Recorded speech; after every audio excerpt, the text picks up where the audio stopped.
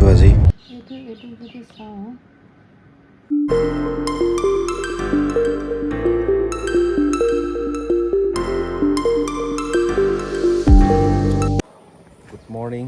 Good morning নহয়, good আফটাৰনুনে আৰু আমি আজি ৰাতিকৈ এটা জাৰ্ণি কৰিম। জাৰ্ণি মানে আমি গৈ আছোঁ চেন্নাই প'ল' হস্পিটেল।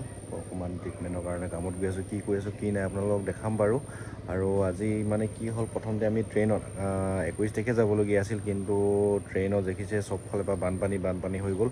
গতিকে ট্ৰেইনখন মানে আমাৰ নাহৰকটীয়া ফালে আহিবলগীয়া আছিলে, কিন্তু নাহিলে, তো কেঞ্চেল কৰিবলগীয়া হৈ গ'ল আৰু কেঞ্চেল কৰি দিলোঁ। তাৰপিছত গম পাইছোঁ যে ডিব্ৰুগড় হৈ মেলি বগীবিল হৈ এনেকৈ ধৰণে যাব বুলি, তো নগ'লোৱে, কেঞ্চেল কৰি দিবৰ কাৰণে কেঞ্চেল কৰি দিলোঁ। আকৌ এতিয়া আমিতো অহা যোৱা টিকেট চব কাটি থৈছিলোঁ। গতিকে আজি আমি এতিয়া ডিব্ৰুগড়ৰ পৰা নহয়, গুৱাহাটী এয়াৰপৰ্টৰ পৰা উঠি ডাইৰেক্ট চেন্নাই যাম। আৰু টিকেটৰ দামো প্ৰাইচো ইমান বাঢ়ি গৈছে নে কি ক'ব আৰু, পটক দামবিলাক বাঢ়ি গৈছে। তো আৰু কেনেকৈ কি যাওঁ আপোনালোকক দেখাই থাকিম, ভিডিঅ' চাই থাকিব। আৰু ইয়াতে সকলো ধৰণৰ ইনফৰ্মেশ্যনবিলাক পাব, এপ'ল' হস্পিটেললৈ গৈ কেনেকৈ ক'ত ডক্তৰ কণ্টেক্ট কৰিব লাগে, কি কৰিব নালাগে, চব সকলোখিনি এই ভিডিঅ'টোত দেখাম, আপোনালোকে চাই থাকিব। আৰু পাৰ্টকৈ মই দেখাবলৈ চেষ্টা কৰিম হা। আৰু গধূলিকৈ আছে, নাইট ছুপাৰত যাম। আজি আমাৰ জাৰ্ণিটো এনেকৈ ধৰণে হ'ব, দেখুৱাইছোঁ আপোনালোকক। যোৰহাট শিৱসাগৰ হৈ নহয়, আমাৰ জাৰ্ণিটো বগীবিল লখিমপুৰ ডিষ্ট্ৰিক্ট হৈ এনেকৈ ধৰণে আমি গুৱাহাটীলৈ যাম। কাৰণ এইফালে পূৰা বানপানী হৈ আছে। গতিকে বগীবিল পাৰ হৈ আমি যাম। আৰু আমি গুৱাহাটীলৈ যোৱা কাৰণটো এয়াই, আমি এপ'ল' হস্পিটেললৈ যাম। গুৱাহাটীৰ নহয়, চেন্নাইলৈ আমি গুৱাহাটী এয়াৰপৰ্টৰ পৰা উঠিম। কাৰণ ট্ৰেইনত যাবলৈ বুকিং কৰিছিলোঁ, জানিছে বানপানী হৈ গোটেই চিৰি ভাগি গৈছে। আৰু এপ'ল' হস্পিটেললৈ যোৱাৰ আগতে এনেকৈ ধৰণে ডক্টৰবিলাক ইয়াৰ পৰাই এপইণ্টমেণ্ট ল'ব পাৰি। গতিকে আমি অনলাইন এপইণ্টমেণ্ট ল'বলৈ কোনজন ডক্টৰ ভাল সেইজন চিলেক্ট কৰি আছোঁ। দেখিছে ইয়াতে এনেকৈ ধৰণে ল'ব পাৰে।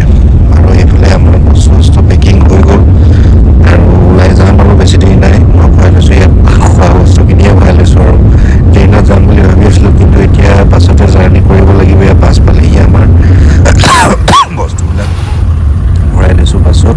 আৰু নতুন যিখন ভোলানাথ নাহৰকটীয়াটো গুৱাহাটী হৈ চলিছে, তো সেই বাছখনতে যাম। আৰু ভোলানাথৰ নাম লৈ বাছত উঠি গ'লোঁ, যাতে আমাৰ ভালে সকলোৱে ৰখিয়াই পাওঁগৈ। আৰু ভোলানাথৰ ভিতৰৰ দৃশ্যটো খুব সুন্দৰ দেখিছে। এয়া হালধীয়া ভাল লাগিছে বাছখন, ধুনীয়া লাগিছে। আৰু এচি ভেন আৰু লাইটটো টিপিছোঁ, লাইটটো নজ্বলে, বেয়া হৈ থাকিলে নে কিয়ে নে। তো খুব সুন্দৰ চাফ চিকুণ হৈ আছে। আৰু এনেকৈ ধৰণে সকলোৱে যাতে চাফ চিকুণকৈ বাছখন ৰাখে, ভাল লাগিব। আমাৰ লাইনটোত খুব কম আছিলে বাছ, এতিয়া কেইবাখনো সংযোজন হ'ল। গতিকে ভাল লাগিছে। আৰু পটককৈ একদম ঘৰৰ পদূলিমুখৰ পৰাই উঠিব পাৰোঁ, ভাল লাগে। আৰু এয়া এখন দূৰৰ পৰা অলপ দৃশ্যটো দেখাই দিছোঁ, পূৰা হালধীয়া দেখিছে, খুব সুন্দৰ লাগিছে বাহিৰৰ পৰা। আৰু ভিতৰতো ধুনীয়া, বাহিৰৰ পৰিৱেশটো দেখাই দিছোঁ। লাইটিং ধুনীয়া লাগিছে মানে বাছখন। এইফালে ৰাস্তা পথবিলাক জানিছে আপোনালোকে, আৰু ভাগিছে, বৰফত বানপানী হৈছে। তো এইটো সময়তে আমি যাবলগীয়া হ'ল। আৰু কি কাৰণে গৈ আছোঁ আপোনালোকক ক'ম বাৰু পাছত।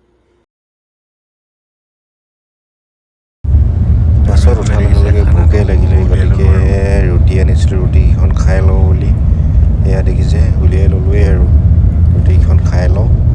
আৰু পূৰা হালধীয়া চাৰিওফালে, কালাৰটো পাছফালে ভাল লাগিছে চাগে আপোনালোকে। ইয়াৰ ৰুটি খাই লওঁ, ঘৰতে বনাই আনিছিলোঁ। ভোক লাগিলে মানে 9টা বাজিলে, তো বাছখন বোলে খোৱাত ৰখিব 12টামান বাজিব। গতিকে এতিয়া 9টা বাজিলে, খাই লওঁ, দেৰিকৈ খালে মানে আকৌ গেছ হৈ যাব বুলি এতিয়া খাই মেলি লওঁ দেই।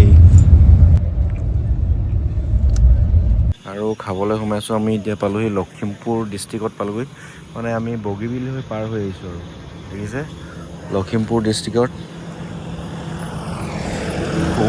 আৰু এইখন হোটেলতে আমি খাবলৈ ৰখিছোঁ। এয়া দেখিছে এইখন হোটেলত, আৰু ইয়াতে ৰখিছে আৰু বাছবিলাক। ইয়াৰে বাছ এখন এইফালে 2 নম্বৰ গৈ আছে, ইয়াতে খাবলৈ গোটেই ৰখিছে। ইয়াৰ পৰা বাজিলে কেইটা বাৰু, সময় 11:30 বাজিছে। 11:30 বজাত এয়া দুখন ৰখি আছে, এইফালে খাবলৈ সোমাই আছে। আৰু ৰাতিপুৱা দেখাম আপোনালোকক।